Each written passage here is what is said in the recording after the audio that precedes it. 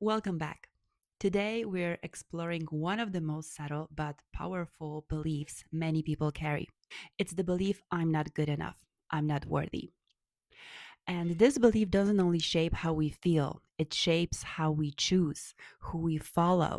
In today's episode, I'm sharing a very personal story from my marriage, the ways I overperformed, the ways I shut down, and the masculine feminine dynamics I simply didn't understand at the time. This episode is for everyone, for men or women who or however you identify, who has ever felt responsible for holding everything together, ignored their own needs to keep the peace, or wondering why your relationship didn't reflect the love you were trying so hard to give. This conversation will bring clarity. Let's begin to understand how the story we carry inside of us quietly directs the love we choose and how to rewrite it. I've always had a logical mind. Numbers talk to me. Patterns reveal themselves instantly. Strategy feels like a second language. I can organize, execute, take action, and get things done with precision. For a long time, I thought that was who I had to be. A sharp mind, a businesswoman, a CEO, the capable one, the one who proves herself through performance. And yes, I could do all of it, but it was never my true nature. Because what actually gives me joy, deep soul level joy, is creating, writing, guiding, channeling insight, being in my feminine. That's when I feel truly happy, and that's where my authenticity just overflows and I become this radiant, happy being.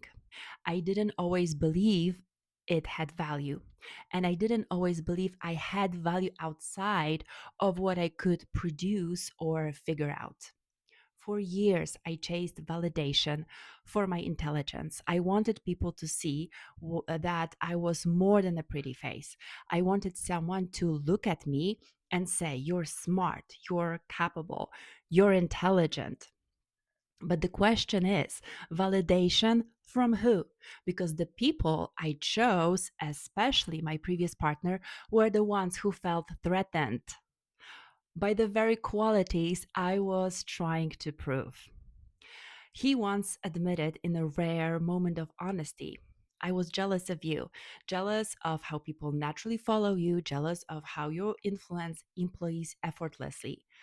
And because he was jealous, he sabotaged everything that gave me power or momentum. He would come up with plans, ideas, expenditures that made no sense. And me, wanting to be supportive, but also still not fully trusting my own knowing, I followed. I thought, maybe he sees something I don't. Maybe he knows better. Because deep down, I didn't believe in myself. I didn't trust my intelligence unless someone else approved of it first. I took accountability for things that weren't mine. I carried guilt that wasn't mine.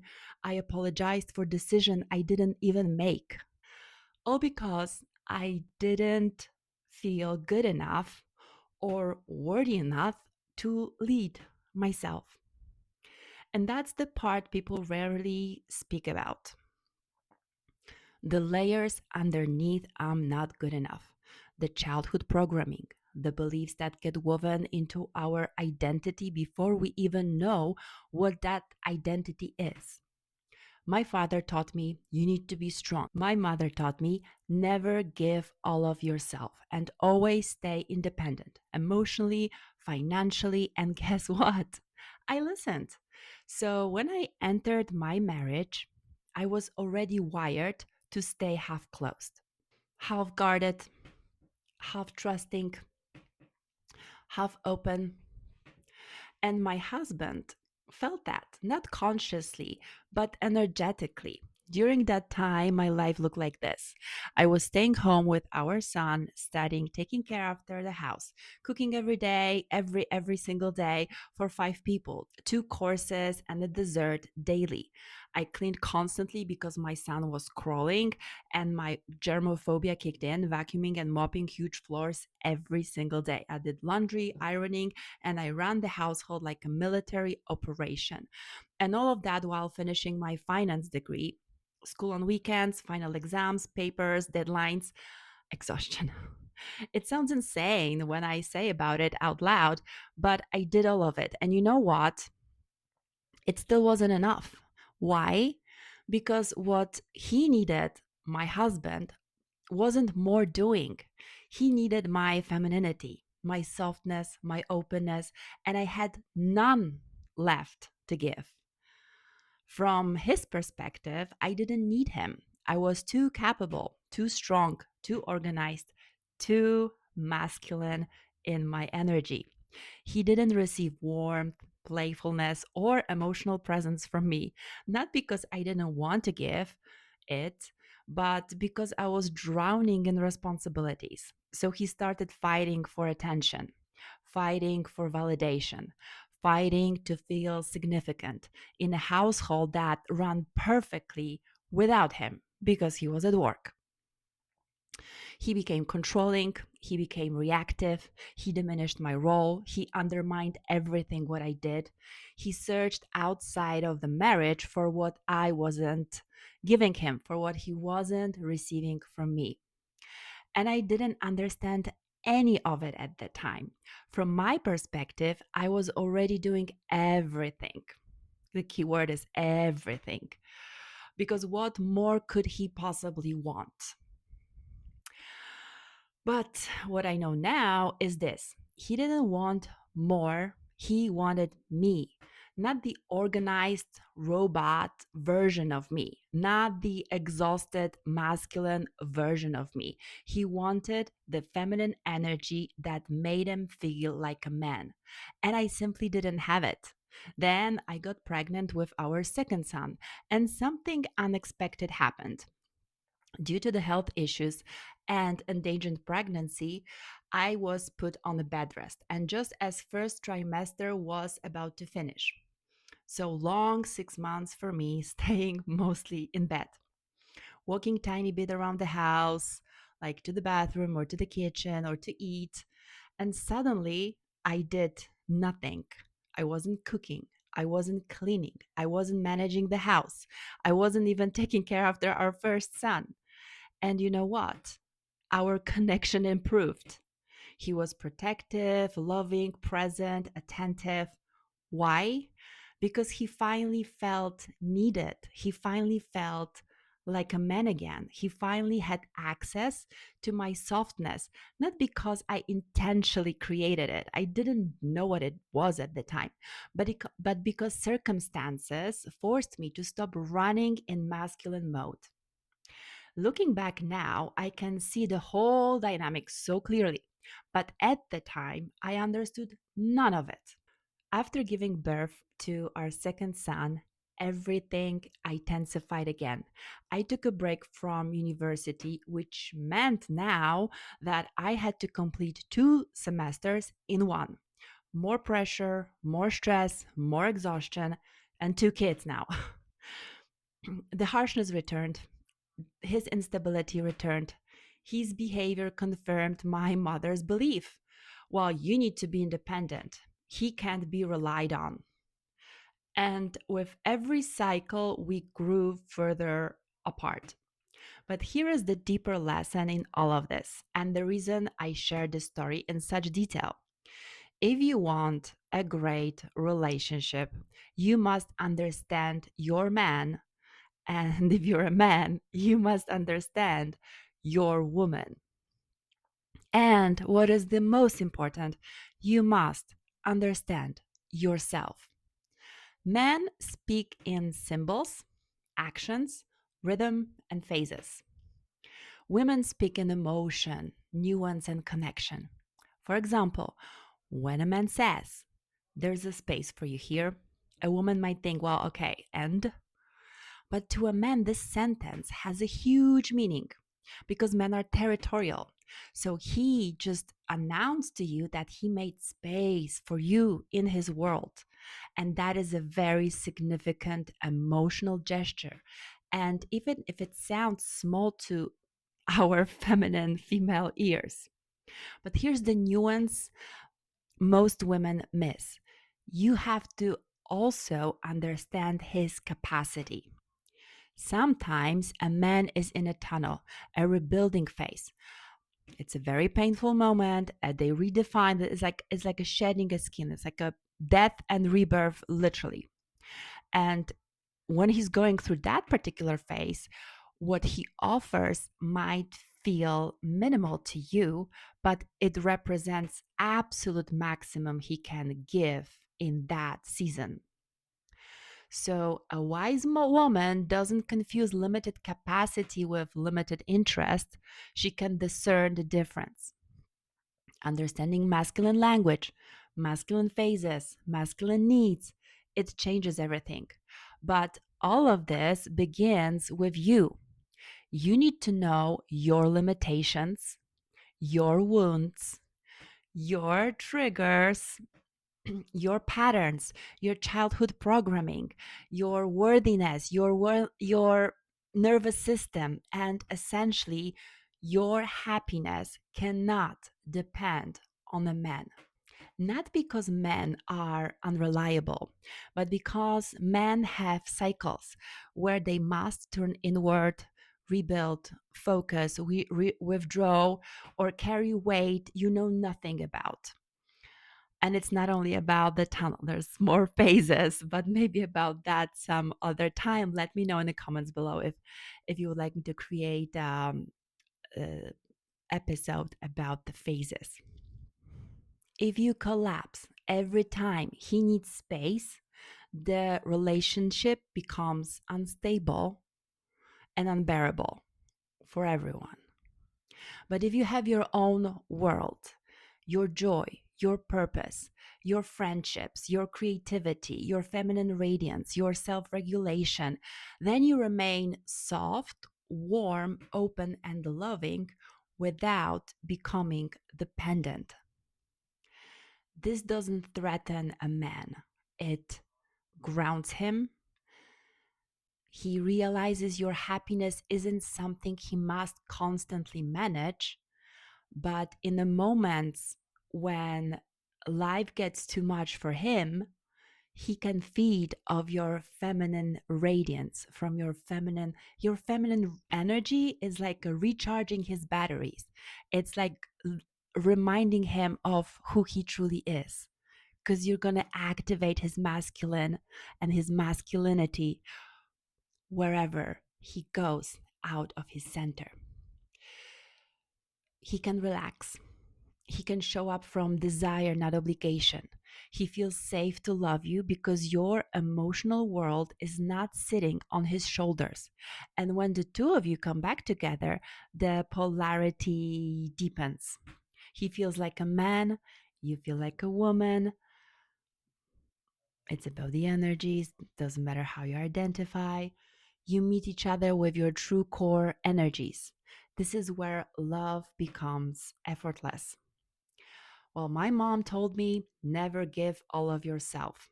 And she was completely wrong, because the real truth is give fully in love. Open yourself up completely, because men react in a very, I wouldn't say drastic, but the man can sense your closeness, and that feeds his insecurity about himself. So give all of you in love, but never hand your happiness or self worth over for someone else to manage. Be open, be soft, be receptive, let yourself be seen, but keep your emotional grounding inside of you. Have a world that fulfills you, one that doesn't collapse when a man enters or exits a phase. And now the second lesson, and the one that the most women resist. You can mirror it, it's the same about the men. The quality of man you attract is a mirror of you. I will repeat it. The quality of women you attract is a mirror of you. The men who approach you, the man you match with on dating apps, the man you entertain, even the ones who hurt you. They reflect your internal beliefs. So, before you call another man an asshole, and yes, he might be, or another girl a hoe, you need to remember something most men and women don't want to hear. The common denominator is you, my love. Not in a blaming way, but in an empowering way. Because the man, women, or women, depends who you're like to have in your romantic life. So, because the people who you attract and entertain and choose are a mirror of your internal world. Ask yourself, do I actually feel worthy of being loved deeply and consistently? Do I believe I deserve a man who leads, protects, and provides? Do I trust masculine energy at all, or was I raised to expect disappointment? Was I taught to be strong because nobody was emotionally safe? Am I more comfortable over giving than receiving? Do I attract men who cannot fully choose me because I don't fully choose myself? Do stable, healthy men feel unfamiliar or even boring to my nervous system? Deep down, deep down, do I genuinely feel like a woman who is worthy of devotion?